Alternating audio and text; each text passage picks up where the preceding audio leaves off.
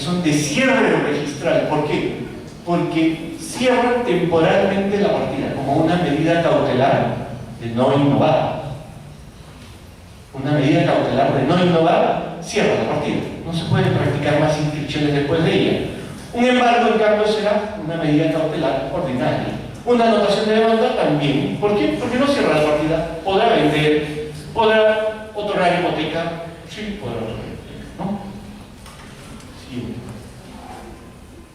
Los efectos de las medidas cautelares no cierran las partidas, salvo que su contenido o la norma lo establezca, como es el caso de la medida cautelar de no innovar. La retroprioridad. Si yo he anotado mi demanda, ya no me preocupo de cuántas transferencias ocurran después o cuántos actos de gravamen puedan ponerle después a la partida. Cuando se inscriba la sentencia de nulidad de esa compraventa y se me restituya a mí el dominio, simplemente todos esos asientos, como dice el tribunal, se tornan en ineficaces por efecto de la retroprioridad. Retroprioridad quiere decir que la sentencia final se retrotrae no a la fecha de su presentación, sino a la fecha de presentación de la medida cautelar de anotación de demanda. Hasta allí se retrotrae. Y, por supuesto, las medidas cautelares y, en general, las anotaciones preventivas causan pérdida de la buena fe para los terceros. ¿Sí?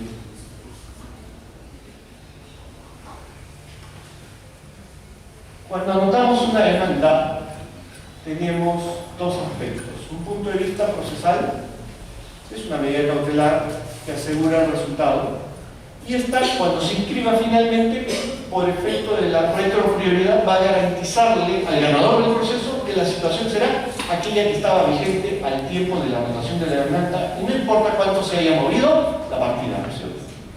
Pero desde el punto de vista registral, va a causar un efecto importante, que es que ya no va a haber posibilidad de aplicar en favor de terceros el artículo 2014, ¿no? Ya no va a haber fe pública registrada. Posible, ¿por qué? Porque estaba anunciado que se había demandado la resolución del contrato, la rescisión del contrato, la nulidad. Bien.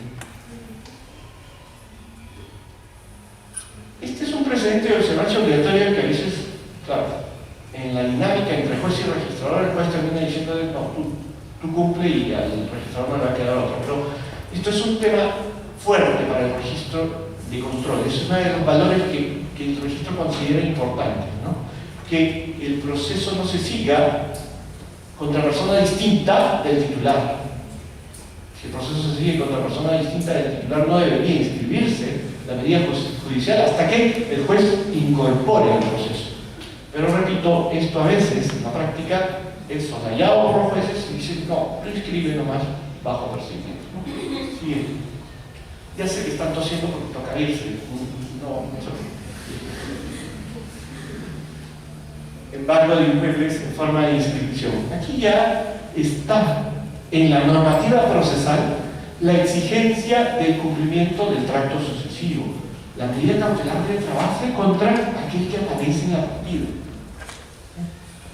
Lo dice el artículo 656, siempre que resulte compatible con el título de propiedad ya inscrito. Y si no está inscrito, ¿se puede ordenar la inscripción? Sí, se puede ordenar la inscripción. Acuérdense que hay un artículo procesal que dice que se puede ordenar la inscripción de aquel que no tenga su derecho inscrito, aunque la partida sí exista. Y también se puede tomar medidas cautelares sobre bienes no inscritos, que es lo siguiente que vamos a ver. Ese embargo tiene una eficacia, que es el acto procesal del juez en que se ordena la afectación individualizada del bien, va a afectar a ese bien, al deudor o tercero de propiedad del deudor o del tercero legitimado. ¿Qué es lo importante aquí en la afectación que produce un embargo? El tema del séptimo pleno casatorio civil. Todas las seguridades que brinda el registro se caen con el séptimo pleno casatorio civil. Por supuesto, quienes hayan leído algo de lo que yo he escrito, estoy en contra del que ha resuelto el séptimo pleno casatorio civil, en contra de sus propias convicciones, porque los jueces tienen un párrafo ahí que dicen, esto que estamos decidiendo para el embargo, hay que comunicárselo al poder, hay que comunicárselo al poder legislativo para que lo cambie, porque es incoherente. Pero no puedo hacer nada de eso. Yo creo que sí podían hacer mucho, pero no lo quisieron hacer. Siguiente.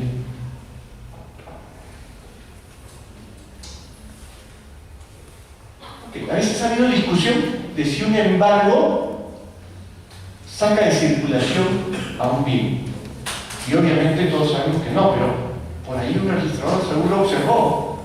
Y esto motivó que el tribunal llegara, no uno, sino varios, que es un precedente de observación obligatoria, dijo que el hecho de que esté anotado un embargo no saca del tráfico jurídico al bien. El bien puede seguirse transfiriendo libremente y se puede seguir grabando con diversos actos. Siguiente. Este es el caso de los inmuebles no inscritos. ¿Qué se le pide al registrador? ¿Qué se le pide al registrador? Se le piden dos cosas, ¿no? Anotar provisionalmente el inmueble que no esté inscrito para trabar sobre él una medida de embargo. Pero esa partida solo sirve, según establecido el Tribunal Registral en distintos precedentes, solo sirve para eso, para el embargo. No me pongan más cosas ahí, ¿no?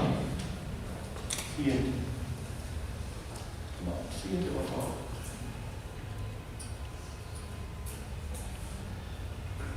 Este es el caso de algunas anotaciones preventivas de resoluciones judiciales que no den mérito a una inscripción definitiva.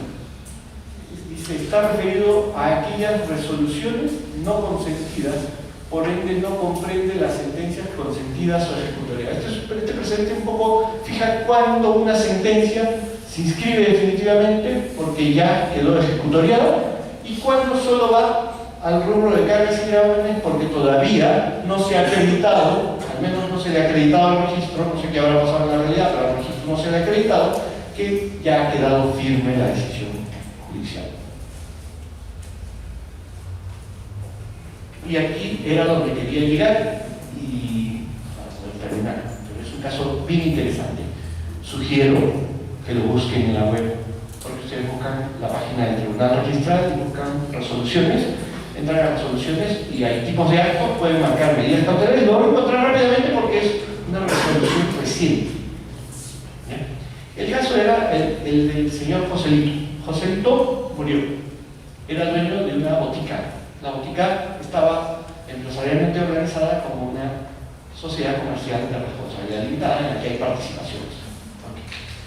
Joselito muere teniendo esposa y un hijo matrimonial y una hija extramatrimonial. Joselito era traviesito. Pasa que Joselito había convivido con otra señora antes, en el tiempo que constituyó la empresa y adquirió las participaciones de la empresa. Él había convivido con otra persona. Y esa persona había demandado el reconocimiento de convivencia, porque sostenía que al menos en el tiempo que estuvo con Joselito, pues habían adquirido bienes en común, entre ellos estas participaciones, que eran, por cierto, el 95.5%, ¿no? Típica sociedad en donde simplemente el 0.5% lo tiene otro para completar. ¿Okay? La señora que había demandado la declaración de convivencia había logrado anotar su demanda. Había anotado su demanda de declaración de convivencia en la partida de la persona jurídica. Ya porque las participaciones están inscritas ahí, a diferencia de las acciones en sociedades que están en la matrícula fuera del registro público, acá están las participaciones en el mismo registro. Las transferencias se hacen con escritura pública y todo, ¿no? Entonces, la señora había logrado anotar su demanda. Pero después, en el trámite de sucesión intestada, la señora, la ex conviviente de Joselito, ¿no?, advierte que se posicionan como herederos la esposa, la cónyuge superstite de Joselito, ve que sí que le había sobrevivido, ¿no?, Okay, la cónyuge de Joselito más la hija, el hijo matrimonial que tenía. Y entonces habían presentado a registros los partes notariales para inscribir la sucesión intestada. ¿Respecto de qué? Ya de la transferencia de las participaciones, pues a favor de los herederos. ¿Okay? Y ese era el título número 1. ¿Cuál es el título número 2? Y aquí viene la importancia del caso con relación a medidas cautelares. El título número 2 era el título de una medida cautelar de no innovar. Logró que el juez variara la medida de anulación de la demanda por la medida de cautelar de no innovar, que no se produzca ningún movimiento, ninguna transferencia. Entonces, el título 1 no terminó de ser atendido. Cuando la registradora se da cuenta que ingresa el título número 2 que le dice no innovar. Y en ese momento la registradora suspende el título 1, aun cuando normativamente, ¿qué cosa dice el reglamento general? El reglamento general del registro público dice: se suspenderá la atención de un título si hay un título previo incompatible. Previo, pero yo soy la del título número 1, no la del título número 2. Suspéndelo, no me suspendas a mí. No, se suspende, le dijo la registradora. Y entonces se apeló y el tribunal confirmó y dijo que cuando hay medidas cautelares de no innovar, y en esto estuvo siguiendo simplemente un acuerdo plenario del tribunal, vinculante para, como les he dicho, para el tribunal, pero aquí en este precedente el tribunal aplicó su acuerdo plenario y dijo: cuando la medida viene como una medida de no innovar, y el juez expresamente, porque la registradora a su vez al título número 2 le pidió una aclaración al juez, le dijo: precisamente si lo que quieres es que no innove a partir de ahora o desde la titularidad de Joselito o desde la titularidad de sus herederos. Y él le dijo: desde la titularidad de Joselito, no innovar. Y entonces el tribunal dijo: no importa que tú seas el título número 1, no importa que la prioridad esté a tu favor, la medida cautelar se tiene que cumplir, no la discutimos. Esto es práctica, esto es vida real, ¿sí? Y la vida real es como la comparación con las novelas. A veces las novelas parecen ser, ¿cómo puede haber pasado todo eso? Sí. Y en la vida real pueden pasar cosas peores, ¿no? Esto pasa. Por cierto, todos los involucrados están involucrados en todo el tema, ¿no? ¿Qué pasará cuando, por ejemplo, esté un tercero, ¿no? Y ese tercero sea, por ejemplo, alguien que cuidó de trabar un bloqueó la partida, ahora está tramitando la inscripción de su compraventa y ingresa una medida cautelar? ¿Te dirán también que no? Esperemos a ver ese caso que pasa. Pero, por lo menos, el registrador le dirá: pues, aquí en la partida hay un bloqueo a favor de un tercero. Por lo menos le dirá eso. Repito, muchas veces en la práctica los jueces quiebran las barreras de seguridad del registro y causan esto. Gracias por compartir esta pasión.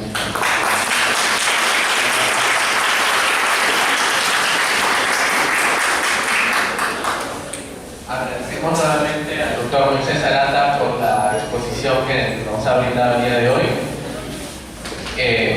Por favor, quédense en sus asientos, que aún falta la conferencia del doctor Cristian Delgado, y luego de ello vamos a pasar al coffee break y a la entrega de certificados. Despidamos nuevamente con nuestra persona.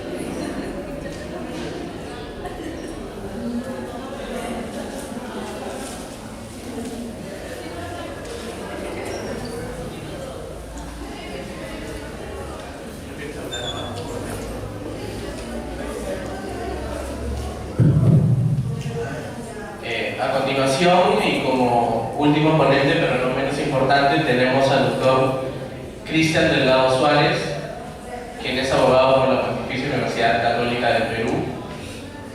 Es profesor en la Universidad de Lima y también en la Pontificia Universidad Católica del Perú. Actualmente es asociado al estudio Muñiz y él nos va a hablar acerca del tema entre anticipación y aseguramiento. Adelante.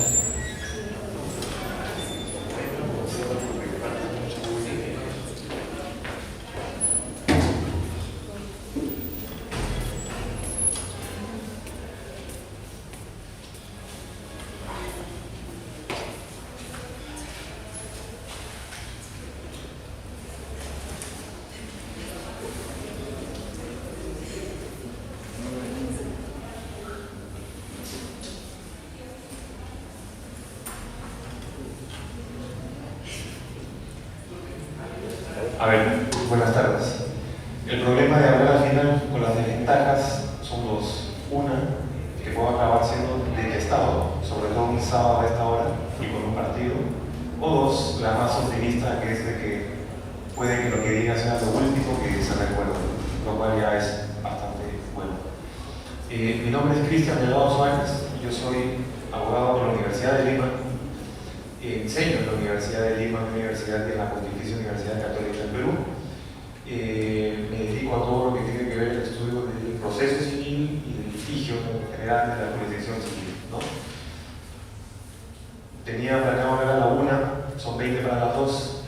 No voy a obstruir mucho su horario, más aún en pleno almuerzo, así que voy a pasar de frente y de llano el tema con los que estén presentes y con los que también se integren posteriormente, y básicamente para hablar y conversar con ustedes respecto de un tema que he estado también dialogando con mis alumnos de la Católica desde las 9 hasta el mediodía, y que tiene mucho que ver con el módulo, con el seminario, con el título de este seminario, que es sobre medidas cautelares, ¿no? Básicamente yo lo que pretendería compartir con ustedes más que todo son los pormenores o los fundamentos en la Comisión de Reforma del Código Procesal Civil, convocado por el Ministerio de Justicia, que fue desde el 2016 hasta el año pasado, se discutieron, ¿no? Yo tuve la suerte, el honor de conformar esta comisión por encargo y por invitación del profesor Giovanni Priori, junto con otros profesores y abogados y jueces, dígase de paso también, a efectos de revisar todo el Código Procesal Civil del 93.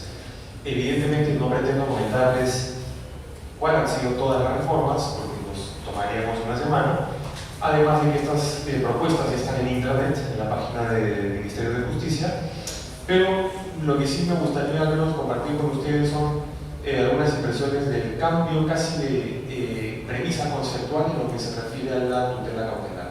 No voy a entrar específicamente a algunas cuestiones casuísticas, este no es mi tema, por si acaso, sino más que todo a la diferenciación entre aseguramiento y anticipación.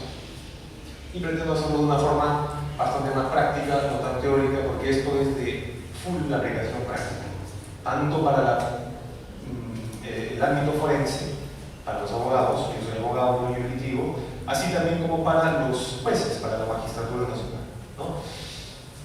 Si ustedes recuerdan o tienen a la vista el libro relativo al procedimiento cautelar, no proceso cautelar, sino al procedimiento cautelar de nuestro CPC vigente del 93, ustedes podrán ver, bueno, la estructura de este procedimiento, ¿no? Los presupuestos, cosas que ya en que lo conocemos, básicamente el fumo boni juris, periodo de demora y el presupuesto de ejecución llamado contra cautela.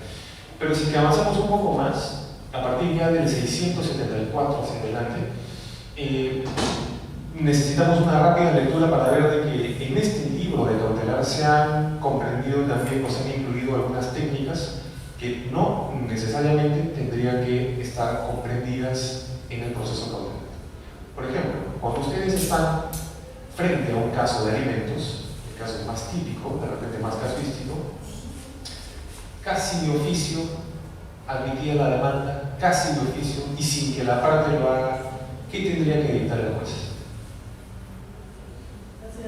una asignación anticipada de alimentos, que bajo el concepto normal se entendería que es una medida cautelar, porque mientras se transita durante el proceso principal de alimentos, no, entonces provisionalmente se tiene esta asignación anticipada de alimentos. Este es uno de los pocos casos, por ejemplo, en donde existiría iniciativa cautelar de oficio, o sea, no bajo el principio de iniciativa de parte.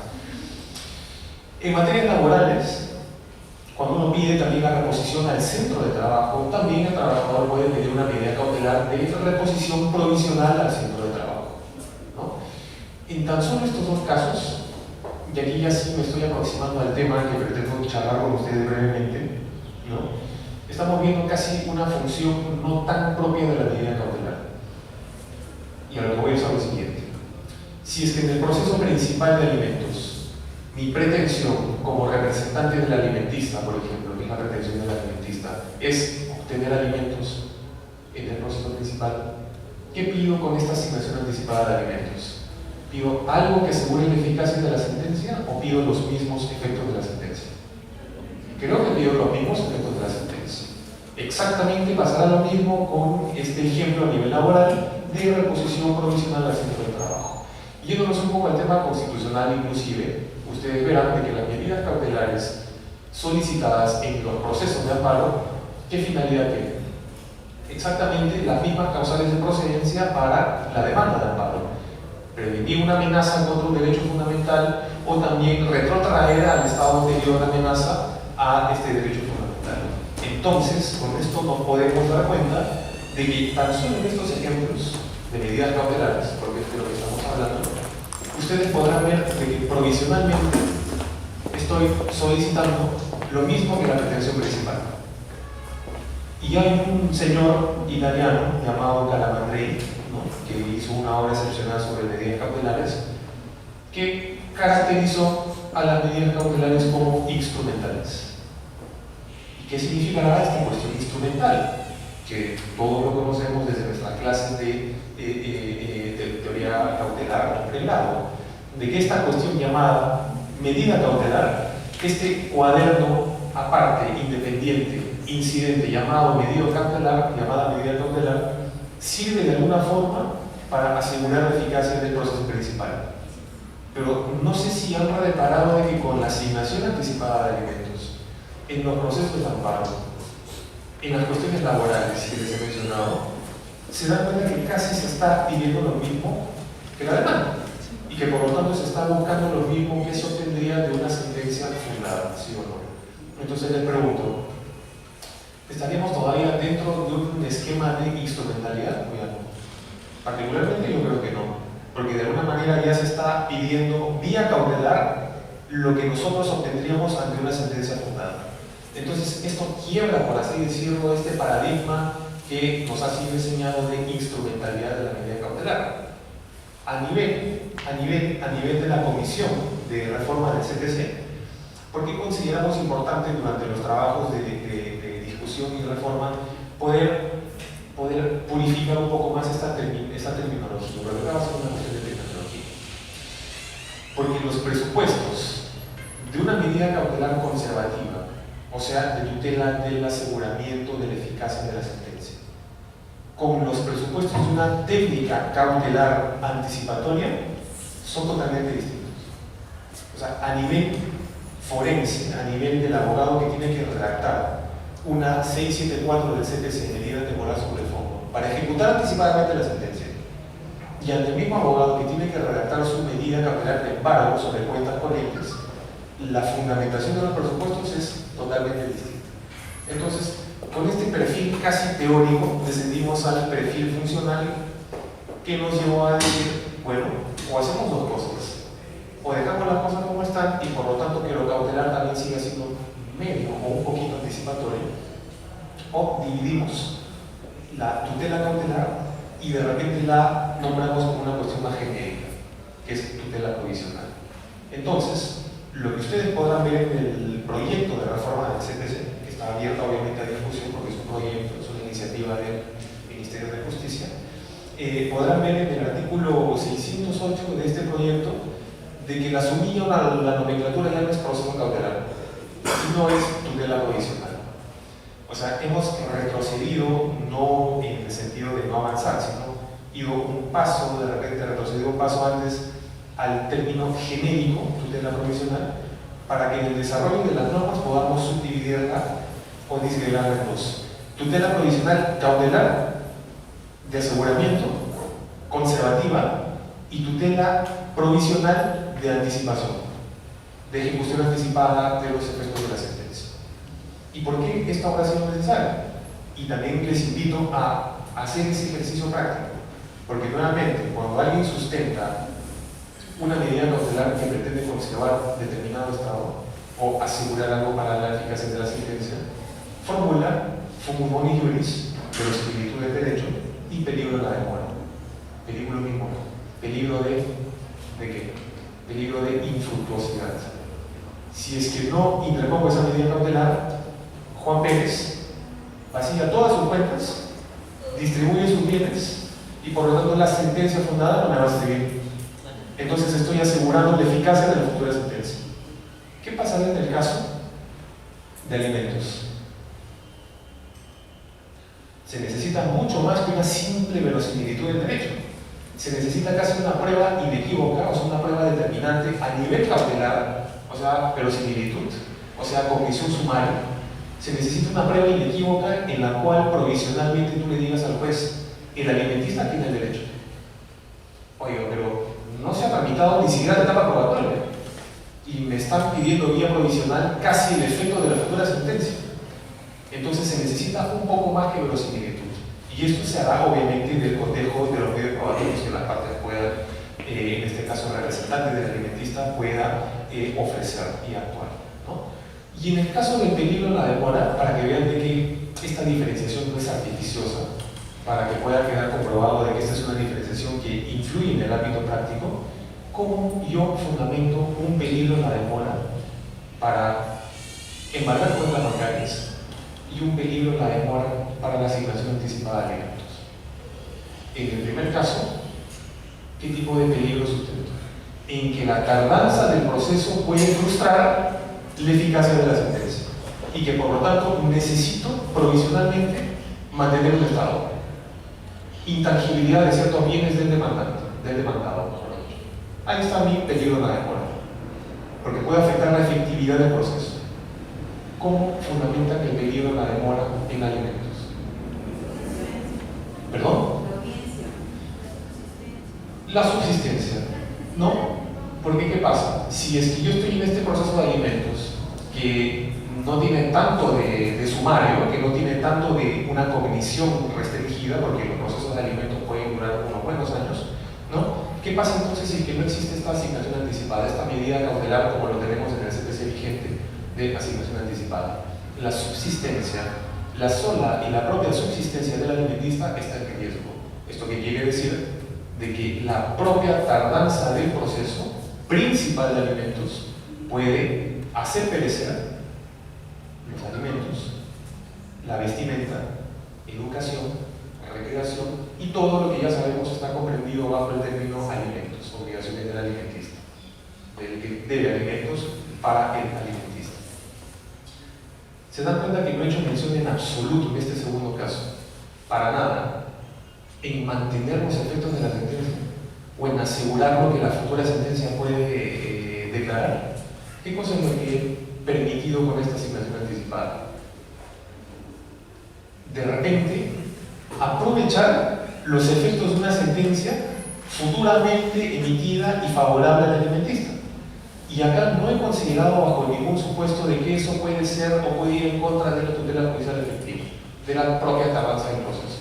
Acá lo que estoy diciendo a la jueza es lo siguiente: si es que tú no otorgas esta medida cautelar, el propio derecho que yo te estoy pidiendo que tuteles, alimentos, puede perecer. Y esa, amigos, es una función satisfactiva. No es una función de aseguramiento como tendría un embargo, como tendría una inscripción de repente en los registros, o de repente un secuestro conservativo, vamos a suponer. Esa es una función ya que se acerca un poco más a la propia satisfacción de la pretensión principal. Y eso cambia radicalmente el concepto de tutela cautelar de aseguramiento, que es lo que tenemos en el CPC, y una tutela provisional o mal llamada una tutela cautelar anticipatoria, como lo que tenemos también del 674 hacia adelante.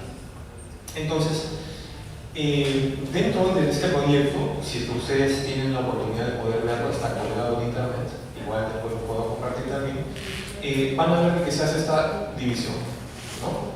Lo cautelar ya deja de ser eminentemente cautelar para pasar a ser provisional, incidental, durante la tramitación del proceso principal. Y en esta tutela provisional, entonces, vamos a encontrar de que se pueden pedir medidas provisionales de aseguramiento, cautelar, ahora sí, y de anticipación, medidas anticipadas. Esto, de alguna forma, sincera un poco más, purifica un poco más, de repente, a nivel técnico y práctico, lo que actualmente nosotros hacemos, bien sea como abogados, bien sea como jueces, al interponer este tipo de medidas. ¿Y eso qué va a significar para la judicatura? O sea, ya lo que está ahora propuesto como esta norma, ¿no? De que el juez también a nivel probatorio y a nivel de razonamiento judicial tenga un determinado razonamiento para medidas cautelares de aseguramiento y otro tipo de razonamiento más probabilístico, o sea, casi más de una cuestión de futurología, si lo quieren decir, para ver si es que el tiempo del proceso puede o no ya afectar al derecho material. Entonces, esta división que se hace o esta separación va a implicar no solo el cambio de nombre, y eso es de repente lo que me gustaría que pueda quedar establecido, porque a veces los legisladores o las propuestas normativas tan solo es una cuestión lampedusiana, ¿no? Hacer un cambio para que nada cambie. Y acá no creemos de que se haya cambiado tan solo el nombre, sino los presupuestos inclusive para cada una de estas técnicas provisionales. Entonces, medidas cautelares pasan a ser medidas provisionales, pero de aseguramiento, verosimilitud del derecho, peligro de infructuosidad, peligro de la demora procesal, si quieren llamarlo, y la tutela provisional de anticipación acaba siendo tutela provisional que se puede pedir antes o durante la tramitación del proceso y se fundamenta ya no tanto verosimilitud, sino probabilidad de un daño, y ya no un daño sobre la velocidad o no del proceso, o si es que la sentencia se pueda actuar o no, sino un daño sobre la propia subsistencia del derecho material. Derechos laborales, lo hemos visto, alimentos, cuestiones medioambientales. O sea, los amparos de medio ambiente, cuando son interpuestos de manera colectiva, porque saben que el medio ambiente es un derecho difuso, no es individual, ¿no? Tienen una clara aplicación de evitar un daño futuro. Y la medida cautelar en estos procesos de amparo busca exactamente lo mismo, pero provisionalmente. Entonces, esta función de esta medida provisional no puede ser cautelar, porque si no estaríamos retrocediendo de repente a lo que Calamandrei dijo en su libro sobre las providencias cautelares, de que la tutela cautelar es de aseguramiento y es de anticipación. Y eso es como decirles en este momento, yo estoy aquí y no estoy aquí, a la vez. Porque no puede ser que mientras estemos asegurando la eficacia de la sentencia con esta técnica cautelar, que es instrumental, también estemos reconociendo una función satisfactiva o anticipatoria a la propia medida cautelar. Creería yo, y eso lo someto también a discusión, de que las cosas por su nombre, porque no solo es una exquisitez terminológica, ¿no? Sino también porque esto va a impactar en la estructura de este mismo procedimiento cautelar, con estos presupuestos básicamente que a nivel práctico sí se diferenciarían de lo que se propone en una medida cautelar de embargo o conservativo, ¿no? Entonces, básicamente eso, y como punto final, se discutió mucho, y eso también es un punto muy importante, ya del ámbito cautelar general, he concluido con el tema de la anticipación y del aseguramiento. Se discutió mucho también la iniciativa del propio juez de dictar medidas cautelares. Y resulta bastante desafiante en este momento poder plantearles la idea de que las medidas cautelares, por ejemplo, deben ser dictadas de oficio, bajo cualquier supuesto. Bueno, eso lo discutimos. Y eso sí es una cuestión que nos puede tomar mucho más tiempo de debate, por una sencilla razón. Porque quien entonces propone esa hipótesis está reconociendo que el juez tiene un deber de tutela judicial efectiva. Y como tiene este deber de tutela judicial efectiva, ¿cómo va a permitir o perfeccionar esta efectividad si no existe una tutela provisional que le permita actuar su propia sentencia? Tiene un deber de tutela Mientras que del otro lado, del otro sector de la doctrina, de la parte teórica, indicaría de que no, la tutela provisional, la medida cautelar siempre se rigió bajo el principio de derogación o bajo el principio de iniciativa de parte. No puede de alguna forma intervenir el juez tan publicista y decir yo porque debo efectividad debo también dictar una medida cautelar.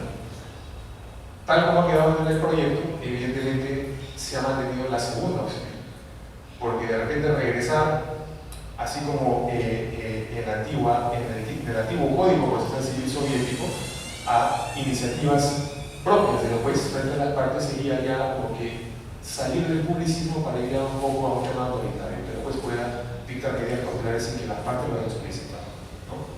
Es un tema también importante que lo planteo como discusión y que se trató en la comisión de reforma. Entonces, básicamente eso. Es importante que tengan en cuenta esta diferenciación entre aseguramiento y anticipación, ¿no? Que si bien existe en el CPCONS y en el CPC, teóricamente y a nivel de los presupuestos no parece estar tan claro. Y esto es lo que se hizo precisamente en este punto en la comisión que ya concluyó sus trabajos. Clarificar un poco estos conceptos y ver qué presupuestos corresponden a las cautelares y qué presupuestos corresponden a las técnicas o medidas de anticipación. Quisiera finalmente agradecerles por la paciencia. No suelo ponerme nervioso, pero en este caso por la hora, por el break y en fin, sí, y creo que ya casi están cerrando el auditorio, sí, puede que haya ido muy rápido, así que simplemente me quedo muy satisfecho. No es la primera vez que vengo a la San Marcos, a la Universidad Nacional de San Marcos, y siempre es un gusto estar acá. Quedo abierto a todas sus dudas, comentarios y preguntas en caso las tuviese. Muchísimas gracias por su atención.